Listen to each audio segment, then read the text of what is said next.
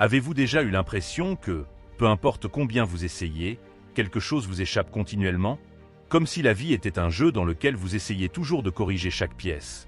Mais plus vous essayez, plus les choses semblent être à leur place. La frustration survient, la tension s'accumule, et à la fin de la journée, la fatigue prend le contrôle. Considérez ceci. Et si le problème n'était pas un manque de contrôle, mais plutôt un besoin de contrôle? Serait-il possible qu'en essayant de tout micromanager, nous ne fassions que nous distraire de ce qui est vraiment important? Le stoïcisme nous dit que la tranquillité ne se trouve pas en contrôlant tout, mais en discernant ce qui mérite notre attention et ce que nous devons tolérer. La réalité principale est que des efforts plus importants ne produisent pas plus de résultats, seulement plus d'usure. La vie n'a pas besoin d'être une lutte perpétuelle. Il existe une autre voie, celle où le calme devient votre meilleur allié et où apprendre à lâcher prise pourrait être la clé pour atteindre l'équilibre souhaité. Dans les prochaines minutes, nous examinerons ce sujet ensemble et verrons comment vous pouvez mettre en œuvre ces idées dans votre vie quotidienne. Si cette réflexion résonne en vous, abonnez-vous à la chaîne et poursuivez votre voyage vers la maîtrise de soi et la clarté mentale. Préparez-vous, car ce qui suit pourrait radicalement changer votre perspective sur la vie. L'illusion du contrôle. Pourquoi plus vous vous accrochez, plus vous perdez. Imaginez que vous avez une poignée de sable dans vos mains. Au début, le sable semble en sécurité, mais à mesure que vous serrez vos doigts plus fort, les grains commencent à s'échapper, s'infiltrant à travers les fissures. Plus vous exercez de pression, plus tout disparaît rapidement. C'est précisément la dynamique du contrôle dans la vie. On nous enseigne dès notre plus jeune âge que le succès est le résultat du travail acharné, d'une préparation minutieuse et de la capacité à gérer chaque détail. Mais que se passe-t-il lorsque la réalité s'écarte de nos attentes? Que se passe-t-il lorsque quelque chose d'inattendu se produit et que nous n'avons aucun contrôle sur cela? L'anxiété, la frustration et les sentiments d'impuissance s'ensuivent. C'est comme essayer de saisir de l'eau dans vos mains. Une entreprise inutile et laborieuse. La quête insatiable de contrôle, un cycle autodestructeur. La réalité est que nous essayons de contrôler l'incontrôlable. Nous voulons nous assurer que les autres nous traitent bien, que nos objectifs avancent comme prévu, et que le monde qui nous entoure fonctionne selon nos souhaits. Mais rien de tout cela n'est sous notre contrôle. Les stoïciens ont reconnu cette réalité il y a longtemps. Épictète nous avertit que certaines choses dépendent de nous, d'autres ne dépendent pas de nous. Si nous passons notre vie à essayer d'influencer ce que nous ne pouvons pas contrôler, nous finirons par être déçus. Lorsque le besoin de contrôle devient une obsession, nous cessons de vivre dans le présent et commençons à réagir uniquement à notre peur de l'avenir. Et si, au lieu de vous épuiser à essayer de changer des choses qui échappent à votre contrôle, vous appreniez à vous concentrer sur ce que vous pouvez réellement transformer? Acceptation active, un chemin vers la liberté. Accepter que nous ne pouvons pas tout contrôler n'implique pas la passivité. Au contraire, c'est une démonstration de bravoure et d'intelligence émotionnelle. Cela implique de concentrer votre énergie sur ce qui est le plus important. Vos actions, votre réflexion et la manière dont vous réagissez aux événements. Considérez deux personnes confrontées au même problème. L'une passe du temps à se lamenter, à se plaindre des injustices de la vie et à tenter avec passion de renverser quelque chose qui ne peut être changé. L'autre accepte la situation telle qu'elle est, détermine ce qui est sous son contrôle et continue.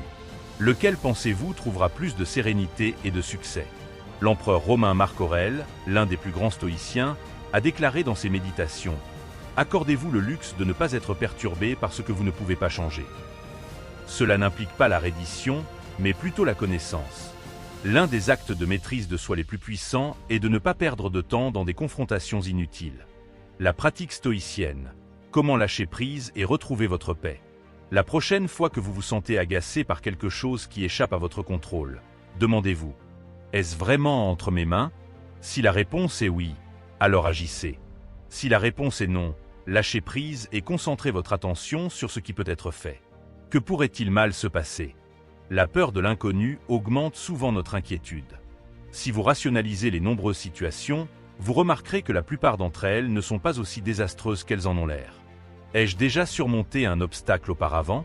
Rappelez-vous des moments de votre vie où les choses ne se sont pas déroulées comme prévu, mais où vous avez finalement trouvé une solution. Cela renforce votre résilience. Et si, plutôt que d'essayer de contrôler, j'apprenais à me laisser porter? Essayez d'aborder les obstacles avec une attitude plus légère. Les meilleures opportunités dans la vie proviennent souvent de détours imprévus. Tout au long de l'histoire, ceux qui ont appris à embrasser le changement et à s'adapter ont excellé. La rigidité casse, mais la flexibilité vous permet de continuer à avancer. Enfin, vous devriez vous demander si vous voulez être quelqu'un qui lutte contre la rivière ou quelqu'un qui sait la gérer. Détendez-vous et laissez les choses se dérouler. L'art de ne pas lutter contre la vie. Si vous avez déjà essayé de ramer contre un fort courant, vous comprenez à quel point cela peut être difficile et irritant. Vous utilisez toute votre énergie et résistez de toutes vos forces. Mais à la fin, vous avez l'impression d'être entraîné dans la même direction. Considérez ce qui se passerait si, au lieu de résister, vous appreniez à tirer parti de la rivière à votre avantage. C'est précisément ce qui se produit lorsque nous essayons de contrôler tous les aspects de la vie. Plus nous luttons contre des forces qui nous échappent, plus nous nous fatiguons. La résistance cause l'angoisse. L'acceptation génère la liberté. Le paradoxe de l'effort excessif. Nous vivons dans une société qui valorise le travail acharné. Le message que nous entendons constamment est « Travaille plus ». Planifiez chaque détail. Ne t'arrête pas tant que tu n'as pas atteint ton objectif. Mais personne ne nous enseigne que l'effort acharné sans équilibre ne nous mène nulle part. En fait, il nous épuise et nous empêche d'atteindre les résultats que nous voulons. Imaginez que vous conduisez une voiture en maintenant votre pied sur l'accélérateur et le frein en même temps. Que se passe-t-il? Vous n'avancez pas. Cela ne fait que brûler de l'essence, chauffer le moteur et créer une usure supplémentaire. C'est exactement ce que nous faisons quand nous essayons de tout contrôler en même temps. Les stoïciens comprenaient bien cela.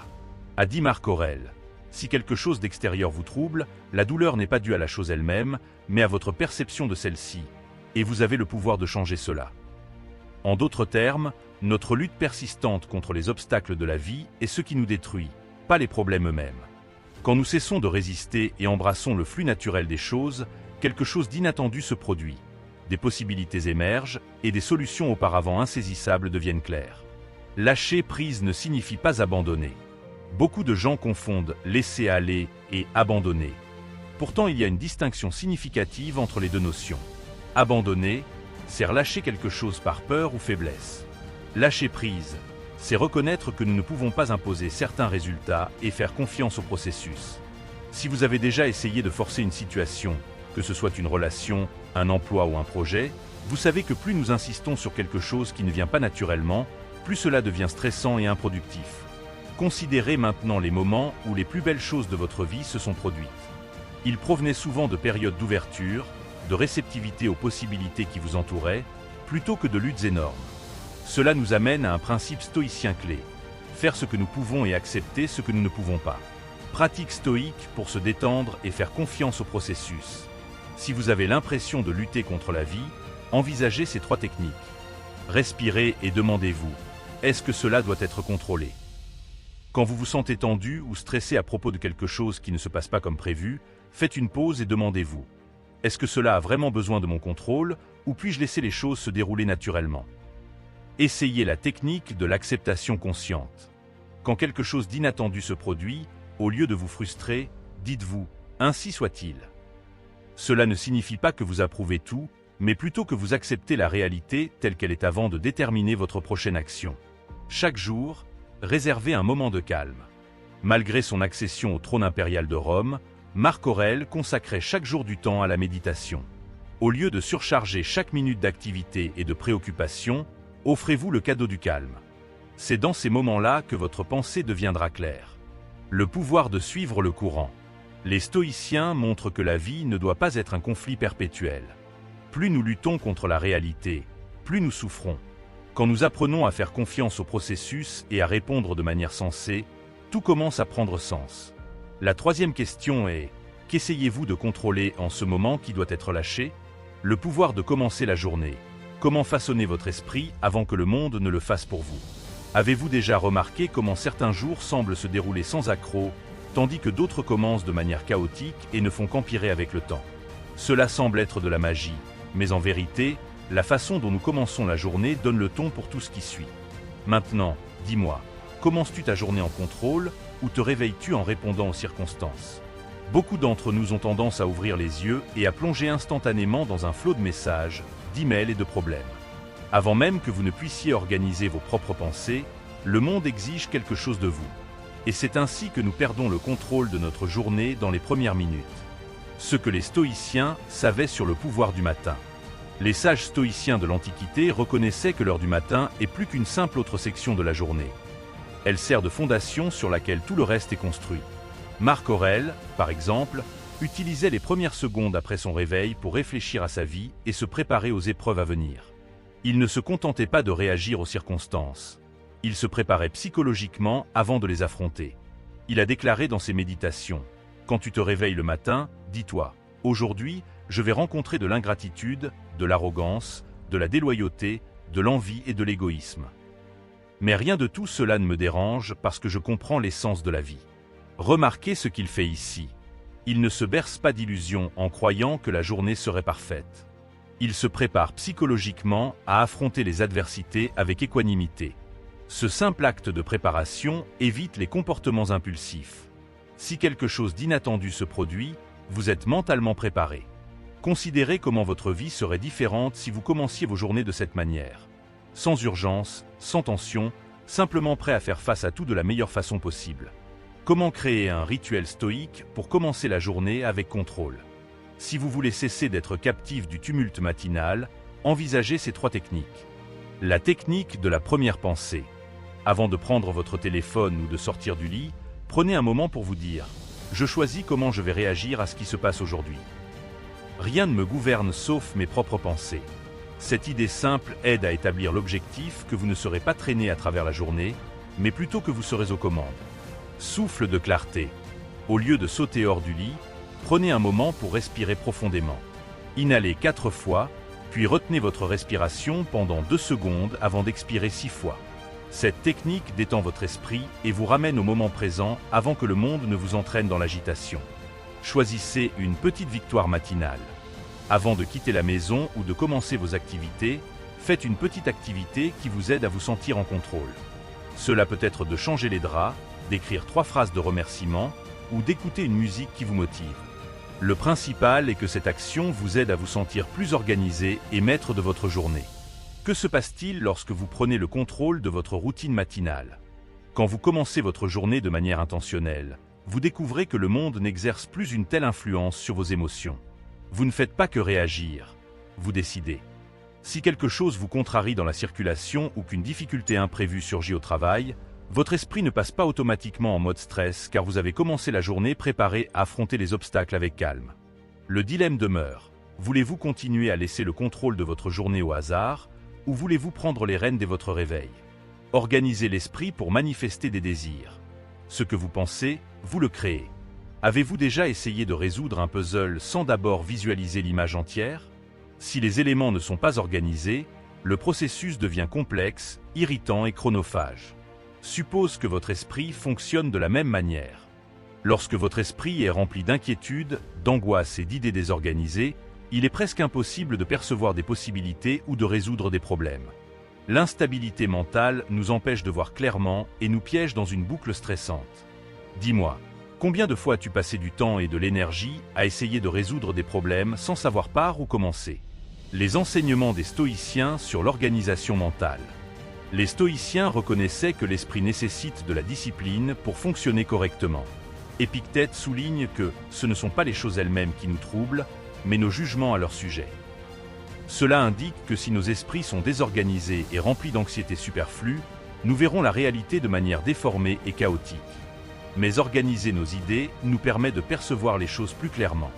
Marc Aurèle a souligné cette notion dans ses méditations, où il écrivait chaque jour pour ordonner ses pensées. Il a réalisé qu'un esprit discipliné est un esprit puissant. Et vous? Répondez-vous simplement au monde ou structurez-vous vos idées pour créer la réalité que vous souhaitez? La technique stoïcienne pour apaiser le chaos mental.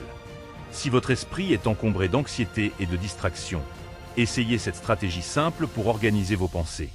Désencombrement mental. Sortez toute votre tête. Prenez une feuille de papier ou un bloc-notes et dressez la liste de tous vos problèmes. Ne tentez pas d'organiser ou de juger. Veuillez écrire. L'idée est de débarrasser l'esprit des pensées superflues. Triez vos préoccupations en catégories. Après avoir tout écrit, décidez quelles questions méritent réellement votre attention et lesquelles échappent à votre contrôle. Séparez en 3 groupes.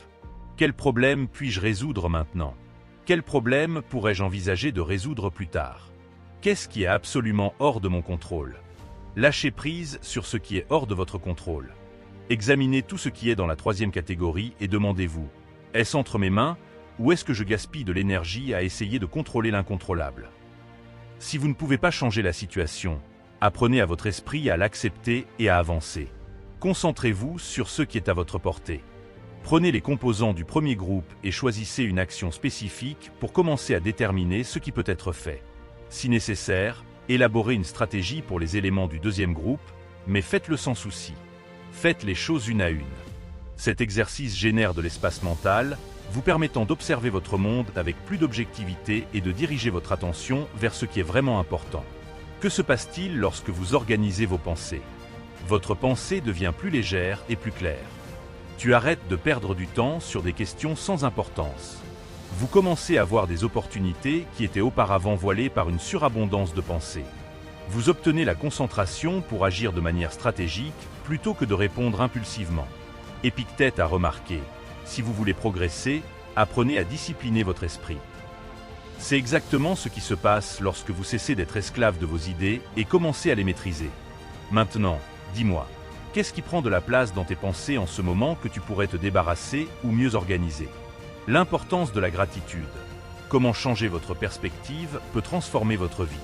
Avez-vous déjà ressenti un désir écrasant pour quelque chose, en pensant que l'acquérir vous apporterait du bonheur? Mais, après l'avoir obtenu, avez-vous remarqué que la satisfaction était éphémère et qu'un nouveau désir est apparu? Ce cycle semble être sans fin, car nous sommes souvent tellement concentrés sur ce dont nous avons besoin que nous ne reconnaissons pas ce que nous avons déjà. Alors dis-moi, combien de fois as-tu pris le temps d'apprécier ce que tu as déjà dans ta vie? Stoïciens et gratitude, un exercice de clarté mentale. Pour les stoïciens, la gratitude était plus qu'une émotion passagère. C'était un exercice quotidien de perspective. Sénèque nous dit que rien n'est plus digne qu'un cœur reconnaissant. C'est parce que la gratitude nous aide à percevoir la réalité sans le voile du manque. Nous avons souvent ce dont nous avons besoin pour le plaisir, mais notre concentration sur ce que nous n'avons pas nous empêche de le réaliser. Considérez un homme qui se plaint de la taille modeste de sa maison, affirmant qu'il a besoin de plus d'espace pour être heureux. Un jour, un sage lui ordonne de mettre tous ses animaux à l'intérieur pendant une semaine. La douleur devient insupportable. Alors, quand il finit par enlever les animaux, la pièce autrefois exiguë semble être un soulagement bienvenu. L'environnement n'a pas changé, seul votre point de vue. La même chose nous est arrivée. Lorsque nous changeons de point de vue, nous découvrons que beaucoup des choses que nous cherchons sont déjà présentes, prêtes à être appréciées. Comment utiliser la gratitude de manière pratique? Pour éduquer votre esprit à percevoir plus de possibilités et moins d'obstacles, essayez ces 3 exercices stoïciens. Exercice de privation temporaire. Choisissez quelque chose que vous appréciez, comme un café particulier ou une habitude agréable, et passez une journée sans. Quand vous le récupérez le lendemain, notez comment l'expérience a pris de la valeur. Cela apprend à votre esprit à valoriser ce que vous avez actuellement plutôt qu'à désirer ce que vous n'avez pas. Réflexion nocturne stoïque. Avant de vous coucher, passez quelques minutes à réfléchir à 3 petites choses pour lesquelles vous avez été reconnaissant pendant la journée. Cela pourrait être aussi simple qu'un moment de calme, un sourire de quelqu'un ou la cuisine que vous avez mangée. Cette technique entraîne votre esprit à reconnaître ce qu'il a précédemment négligé. Exercice de perspective inversée. Considérez ce qui se passerait si quelque chose que vous avez maintenant était soudainement enlevé. Comment vous sentiriez-vous si vous ne pouviez pas voir un être cher? Et si vous perdiez votre santé actuelle? Cette contemplation n'est pas destinée à inspirer la terreur, mais plutôt à vous aider à profiter du présent tant qu'il est encore disponible. Que se passe-t-il quand on vit dans la gratitude? Vous réduisez l'anxiété en évitant de vous concentrer uniquement sur ce qui manque. Votre état émotionnel s'améliore à mesure que vous apprenez à votre esprit à penser positivement. Vous commencez à reconnaître des opportunités qui étaient auparavant dissimulées par le malheur. Sénèque nous a appris qu'un homme qui n'apprécie pas ce qu'il a ne sera jamais comblé, car il voudra constamment plus. Dis-moi maintenant, qu'est-ce que tu as en ce moment que tu regretterais si ça disparaissait demain? Se déconnecter du bruit. Comment faire taire le monde et s'écouter? Avez-vous déjà essayé d'écouter votre musique préférée au milieu d'un trafic dense, des sirènes et des klaxons? Peu importe à quel point vous montez le volume, le bruit extérieur interfère toujours. Considérez ceci, votre esprit vit la même chose. Nous vivons dans une société où nous sommes continuellement inondés d'informations, de notifications, de points de vue et de comparaisons. Chaque seconde, Quelque chose lutte pour attirer votre attention et façonne votre façon de penser. La difficulté est que plus vous absorbez le bruit extérieur, moins vous avez de place pour entendre vos propres idées. Maintenant, dites-moi, combien de ce que vous considérez comme essentiel vient de vous, et combien est imposé par la cacophonie qui vous entoure? Stoïcien et la valeur du silence. Les grands penseurs stoïciens comprenaient que la clarté mentale ne pouvait être obtenue que dans le silence. Épictète a souligné que la véritable liberté vient du contrôle de notre propre pensée et non de la réponse à l'environnement extérieur. Si nous consommons toujours du contenu, répondons aux messages et nous inquiétons de la vie des autres, nous n'aurons jamais le temps de comprendre ce qui est vraiment important pour nous. Marc Aurèle, malgré son accession au trône impérial de Rome, prenait des moments de solitude pour réfléchir et organiser ses pensées. Il a déclaré dans ses méditations « Pense souvent à la rapidité avec laquelle tout est oublié. Concentrez-vous sur ce qui est important et évitez les distractions superflues. Demandez-vous maintenant combien d'heures de votre journée sont consacrées à des distractions qui n'apportent aucune valeur réelle à votre vie. Comment pratiquer la déconnexion et trouver la clarté. Si vous avez l'impression que votre esprit est toujours surchargé, essayez ces 3 techniques pour diminuer le bruit extérieur et retrouver votre concentration. Le défi de la notification silencieuse. Essayez de passer une journée sans laisser les alertes consommer votre attention. Réservez des moments précis pour vérifier les messages et les réseaux sociaux, plutôt que de réagir impulsivement à chaque alerte. Vous constaterez que beaucoup des « urgences » quotidiennes n'étaient pas aussi pressantes qu'elles en avaient l'air. Le pouvoir de la solitude intentionnelle. Consacrez au moins 15 minutes chaque jour pour être complètement seul et sans distraction. Cela peut être une promenade sans téléphone, quelques minutes de calme, ou simplement écouter les bruits environnants. Cette période permet à votre esprit de se calmer et d'analyser les informations plus en profondeur. Filtrez vos sources d'informations. Avant de consommer du contenu, demandez-vous s'il ajoute de la valeur à votre vie ou s'il ne s'agit que d'une distraction. Réduisez votre consommation de mauvaises nouvelles et de contenus superficiels. Choisissez de nourrir votre esprit uniquement avec ce qui est bénéfique pour votre progression. Que se passe-t-il lorsque vous éteignez le bruit extérieur? Vous avez plus de clarté sur ce que vous désirez vraiment. Vos pensées deviennent plus légères et plus concentrées. Vous reprenez le contrôle de votre concentration plutôt que d'être contrôlé par les distractions. Leurs décisions deviennent plus représentatives de leurs idéaux authentiques.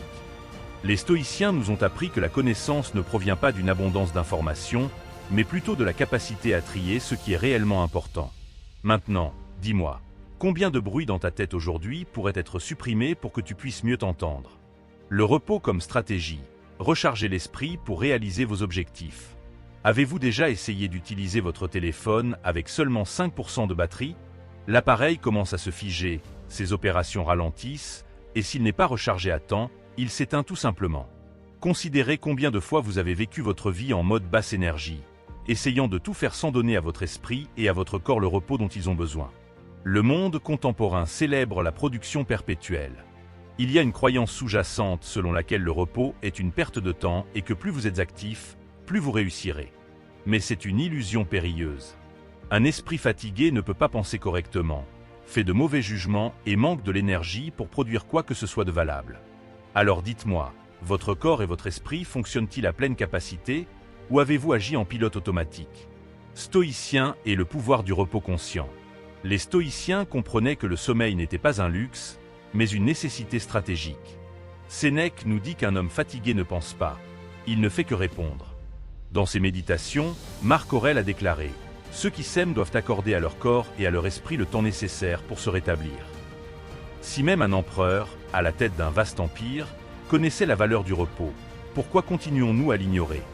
La réalité est que si vous ne reposez pas suffisamment, votre esprit devient embrouillé et vous commencez à perdre le contrôle de vos émotions. Les petites difficultés deviennent énormes, les angoisses s'accumulent et la vie devient une guerre continue. Cependant, vous accordez du repos et vous ressourcer révèle que beaucoup de vos peurs n'étaient que le produit de l'épuisement. Un esprit clair perçoit des solutions. L'esprit fatigué ne perçoit que des obstacles. Comment intégrer stratégiquement le repos? Pour reconstituer votre vitalité et votre clarté mentale, envisagez ces pratiques stoïciennes. Rituel de décélération nocturne. Évitez les écrans et les stimulations fortes pendant au moins 30 minutes avant de vous coucher. Lisez quelque chose d'inspirant, écrivez sur votre journée ou restez simplement silencieux. Votre cerveau a besoin de cette période pour digérer les informations et se préparer à un sommeil profond. Cycle des énergies renouvelables. Déterminez les moments de la journée où vous vous sentez le plus productif et consacrez ces heures aux activités les plus exigeantes. Au lieu de forcer la production pendant les moments de faible énergie, prenez de courtes pauses pour respirer, vous étirer ou même faire une courte promenade. Cet équilibre améliore la productivité tout en prévenant l'épuisement. Je suis comme un entraînement stoïque. Le sommeil, selon les stoïciens, n'était pas une phase inactive, mais plutôt un élément nécessaire du processus de construction mentale. Sénèque recommandait d'imaginer les obstacles du lendemain avant de se coucher, préparant ainsi l'esprit à les affronter calmement au réveil. Cela peut être accompli simplement en vous demandant « Qu'est-ce que je dois résoudre demain ?» et « Comment puis-je le faire de la meilleure manière ?» Que se passe-t-il quand vous vous laissez du repos? Vos pensées deviennent plus claires et plus concentrées. Le niveau de stress diminue et les problèmes semblent moins graves. Leurs jugements deviennent plus réfléchis et moins précipités. Vous retrouvez la capacité d'identifier des possibilités plutôt que de simples obstacles. Sénèque a déclaré qu'un homme fatigué perçoit des monstres là où il n'y en a pas parce que son esprit est fragile. Dites-moi maintenant, avez-vous considéré votre repos comme une recharge essentielle ou comme quelque chose qui peut être négligé? Le véritable pouvoir est en vous. Combien de temps continuerez-vous à croire que le contrôle ultime est la voie vers la paix? Jusqu'à quand laisserez-vous l'inquiétude, la fatigue et l'anxiété contrôler votre état mental? Le fait est simple mais profond. La liberté émotionnelle ne vient pas de la maîtrise de tout ce qui vous entoure, mais de l'apprentissage de la gestion de soi. Les stoïciens nous ont appris que la tranquillité n'est pas l'absence d'obstacles, mais la manière dont nous les gérons. Tout commence à avoir du sens lorsque vous laissez aller ce que vous ne pouvez pas changer. Concentrez vos efforts sur ce qui compte vraiment et améliorez votre esprit par une pratique régulière. Considérez combien de choses vous traînez avec vous dont vous n'avez pas besoin. La peur de ce qui pourrait mal tourner, l'inquiétude de ce que les autres pensent, le stress de tenter de gérer l'incontrôlable. Rien de tout cela ne te profite. Rien de tout cela ne te rend plus fort. Tout cela peut être laissé derrière. La question fondamentale est, êtes-vous prêt à lâcher prise? Si ce chemin a du sens pour vous, ne vous arrêtez pas maintenant. Continuez à pratiquer ces idées, entraînez votre esprit et recherchez des informations supplémentaires sur la manière de vivre avec plus de facilité et de clarté. Si vous voulez voir plus de ce type de contenu, abonnez-vous à la chaîne et suivez des réflexions qui peuvent changer votre perspective sur la vie. La décision de changer commence maintenant, et tout dépend de vous.